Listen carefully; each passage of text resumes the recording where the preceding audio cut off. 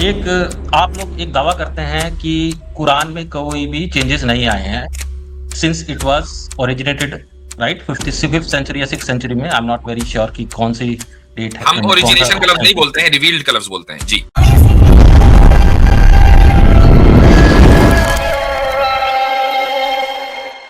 एक आप लोग एक दावा करते हैं कि कुरान में कोई भी चेंजेस नहीं आए हैं since it was originated right 55th century या 6th सेंचुरी में। I am not very sure कि कौन सी डेट है, हम कौन सा ओरिजिनेशन का लफ्ज नहीं सेंचुरी। बोलते हैं, रिवील्ड का लफ्ज बोलते हैं जी। ठीक है सर, माफी चाहता हूँ। Revealed when since it was revealed, उसमें चेंजेस नहीं हुआ, राइट। तो मेरे हिसाब से अगर कोई ये दावा करता है कि इस किताब में 100,000 साल में कोई चेंज नहीं आया, तो उसका सबसे बड़ा एविडेंस ये होगा कि आप मुझे मेरे सामने ओरिजिनल कॉपी रख दीजिए और आज की कॉपी रख दीजिए, मैं कंपेयर कर लूंगा। देख लूंगा कि भाई इसमें कोई चेंज नहीं हुआ है। तो आपके पास ओरिजिनल कॉपी है कुरान की 5th सेंचुरी की? ठीक, एग्जिस्ट करती है? सही है। इसका जवाब ये है कि एक तो ये कि 5th सेंचुरी में कुरान मुकम्मल नाजिल नहीं हुआ है। यानी रसूल अकरम सल्लल्लाहु अलैहि वसल्लम की जो वफात है वो 630 30 है ना, 632 में आप सल्लल्लाहु अलैहि वसल्लम की वफात हुई है। 23 साल के अरसे में कुरान करीम नाजिल हुआ है और उसके बाद फिर तकरीबन समझ लीजिए कि 2 साल आप वसल्लम की वफात के फौरन बाद 33-34 में कुरान करीम को एक जगह जमा कर दिया गया। लिखा तो पहले ही गया था, जमा कर दिया गया। ये मुख्तसर से हिस्ट्री है। अब मैं आपसे ये पूछता हूं कि ये जो आपने उसूल निकाला है कि मैं चेंज जब मानूंगा जब आप ओरिजिनल कॉपी और आज की कॉपी सामने रख देंगे, तब मैं मानूंगा कि चेंज नहीं हुआ। ठीक है। अच्छा, ये उसूल आपने कहां से लिया है? इस उसूल पर बात करेंगे।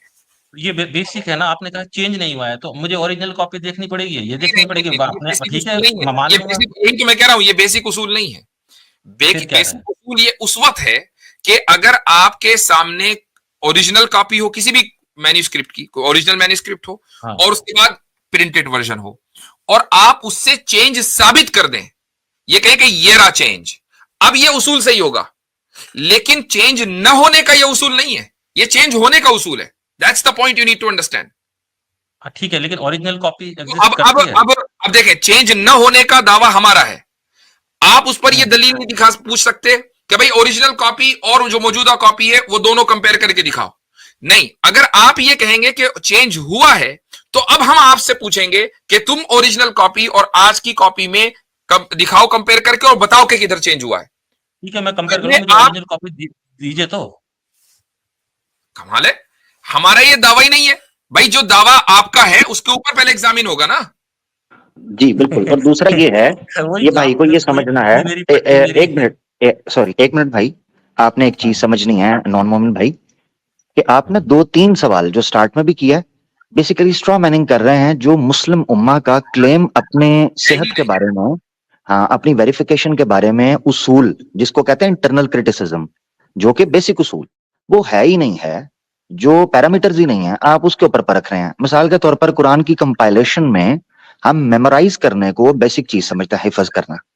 हमारे नजदीक वो चीज है, आप दुनिया के किसी भी हाफिज को बिठा लें। तो अगर हम बुक के ऊपर इस तरह, तो आप दुनिया के बहुत से शास्त्र हैं, बहुत चीजें जैसे वेद है, मनुस्मृति है, उसके ऊपर रिसर्च हो रही है, पता चल रहा है साबित ही कोई नहीं होता वेद का ओल्डेस्ट जो है ना वो चक्कर, इसीलिए तो आप एग्नोस्टिक हो गए हैं। आपको मुबारक हो।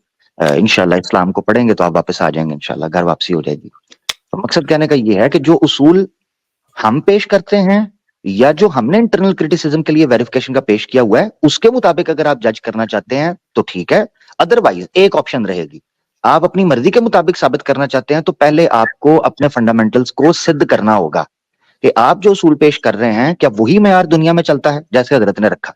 ये है मुकम्मल नहीं तो प्रोसीजर ये मेरा। तो बेसिक असूल है ना। आप अच्छा, अब कहना आपने ये जो चाहिए। सवाल लिया है, ये जो आपने हाँ, सवाल उठाया है, ये उठाया है आपने सचवाले से, वही नहीं सच वाले मतलब को है। तो मैं सुनता ही नहीं, मैंने आज तक भी नहीं सुना मुफ्ती उनसे कुछ। साहब, मैं इनसे पूछना चाहता हूँ कि नॉन मोमिन भाई, आपके नजदीक किसी भी टेक्स्ट को, टेक्स्ट का मतलब मतन, टेक्स्ट को हाँ, प्रिजर्व करने के क्या क्या तरीके हैं?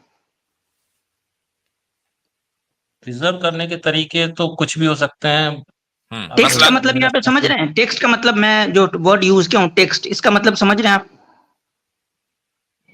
टेक्स्ट इसका मतलब वो चीज नहीं होती जो जो लिखी हुई हो। टेक्स्ट का मतलब होता है कि कोई भी, हाँ मतन, तो कोई भी जो टेक्स्ट है उसको प्रिजर्व करने के कितने तरीके हैं पता है आपको?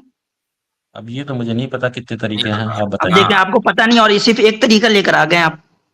तरीके से, तरीका यहाँ पे क्या मैटर करता है? आपने कहा कि भाई अरे भाई इट डज, ये मैटर करता है। जब आपने, सुनिए सुन लीजिए, आप अगर तरीके नहीं जानते, मान लीजिए 10 तरीके 10 नहीं जानते, एक तरीका आपको पता है और आप उसको लेकर आ गए कि इस तरीके से साबित करो, वो 9 तरीकों से भी तो साबित हो सकता है ना, अगर 10 तरीके हैं उसके।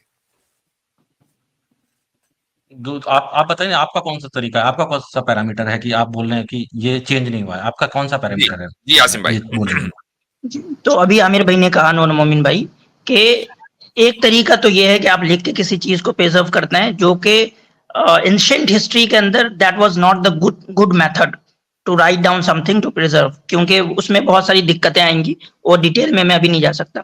तो एंशिएंट टाइम्स के लिए और मेडिवल टाइम्स के भी एक बड़े पीरियड के लिए सबसे बेहतर तरीका चीजों को प्रिजर्व करने का ये था कि उसको मासेस जो है ना याद करे, उसको एक दो इंडिविजुअल नहीं, मासेस जो है उसको याद करे। वो सबसे बेहतर तरीका है किसी भी चीज को प्रिजर्व करने का। आसिम भाई, इनकी जुबान में श्रुति, जैसे श्रुति है ना, श्रुति, वेदास को आप श्रुति मानते हैं, तो श्रुति किसे कहते हैं? आमिर भाई, मसला ये है कि मैं ये वर्ड इसलिए यूज नहीं कर रहा हूँ कि वेदा में जो है वो सिर्फ सिंगल पर्सन या मासेस के अंदर जो है वो यानी कि मेमोराइजेशन नहीं है। That is the problematic part. जबरदस्त। मैंने इनको नहीं, बिल्कुल आपने ठीक है, बड़ा इंपॉर्टेंट पॉइंट है मेरे ख्याल से ये टेक्निकल बहस के अंदर जो आसिम भाई ने रखा है। मैंने सिर्फ ये याद रखे, क्योंकि ये वर्ड आसिम भाई ने जो पकड़ा है वो बड़ा जबरदस्त पकड़ा है।